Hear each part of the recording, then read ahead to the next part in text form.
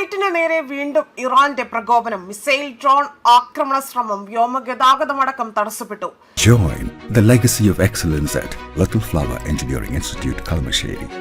കഴിഞ്ഞ ദിവസം ഇന്ത്യക്കാരന്റെ മരണത്തിനിടയാക്കിയ വിമാനത്താവള ആക്രമണത്തിന്റെ ഞെട്ടൽ മാറും മുൻപേ തന്നെയാണ് ഇപ്പോൾ കുവൈറ്റിന് നേരെ ശക്തമായ പ്രകോപനം നടത്തി ഇറാന്റെ നടപടികൾ ഉണ്ടായിരിക്കുന്നത്. ഇന്നലെ പുലർച്ചെയോടുകൂടി തന്നെ കുവൈറ്റിനെ ലക്ഷ്യമാക്കി എത്തിയ ഇറാനിയൻ മിസൈലുകളും ഡ്രോണുകളും രാജ്യത്ത് കൂടുതൽ ആശങ്കയും പരിഭ്രാന്തിയും സൃഷ്ടിച്ചു.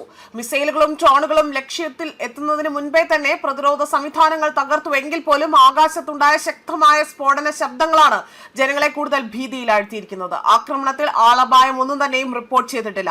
എന്നാൽ മിസൈലുകളുടെയും ഡ്രോണുകളുടെയും അവശിഷ്ടങ്ങൾ പതിച്ചതിനെ തുടർന്നുകൊണ്ട് ചില സ്ഥലങ്ങളിൽ നേരിയ നാശനഷ്ടങ്ങൾ ഉണ്ടായതായി തന്നെ അധികൃതർ അറിയിച്ചു. സംഭവത്തിന് പിന്നാലെ കുവൈറ്റിലേക്ക് സർവീസ് നടത്തുന്ന വിമാനങ്ങൾ വഴിതിരിച്ചുവിടുമെന്നും ഇറാനിയൻ സൈന്യം അടിയന്തര മുന്നറിയിപ്പും പുറപ്പെടുവിച്ചിട്ടുണ്ട്. സുരക്ഷാ സാഹചര്യം കണക്കിലെടുത്ത് വ്യോമപാതകൾ ഭാഗികമായി തന്നെ അടച്ചതോടുകൂടി കുവൈറ്റ് അന്താരാഷ്ട്ര വിമാനത്താവളത്തിലെ 24 സർവീസുകൾ റദ്ദാക്കുകയും 15 വിമാനങ്ങൾ അവിടെ വൈകുകയും ചെയ്തു.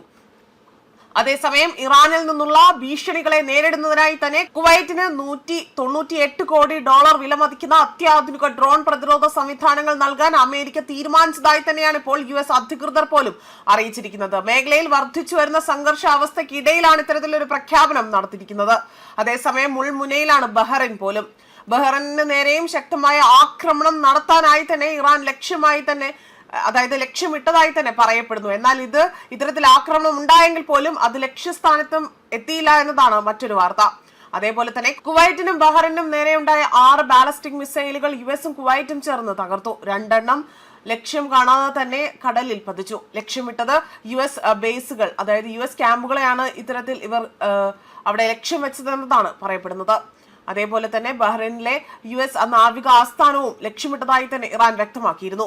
ഇറാനിയൻ തീരത്തുണ്ടായ US ആക്രമണത്തിന്റെ തിരിച്ചടിയാണ് ഈ പ്രകോപനം എന്നതാണ് വ്യക്തമാക്കുന്നത്.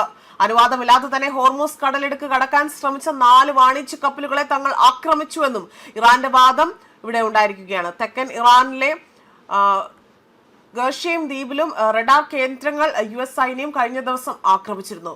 ഹോർമൂസിന് മുകളിൽ പ്രകോപനം സൃഷ്ടിച്ച 4 ഇറാനിയൻ ഡ്രോണുകളെ തകർത്തതിന് പിന്നാലെയായിരുന്നു ഇന്ന് വലിയ രീതിയിൽ ഇത്തരത്തിലൊരു പ്രകോപനം നടക്കുന്നത്. മാത്രമല്ല ഇന്ന് സമാധാന ചർച്ച സ്തംഭിച്ച സാഹചര്യത്തിൽ കൂടി ഇരു രാജ്യങ്ങളും പ്രകോപനം ആവർത്തിക്കുന്നത് അന്താരാഷ്ട്ര മാനദണ്ഡങ്ങൾ ലംഘിച്ചും സാധാരണക്കാരുടെ ജീവൻ അവഗണിച്ചുമുള്ള അപകടകരമായ പ്രകോപനമാണ് ആവർത്തിക്കുന്നതെന്ന് ആക്ഷേപമാണ് ഇപ്പോൾ ഉയരുന്നതും.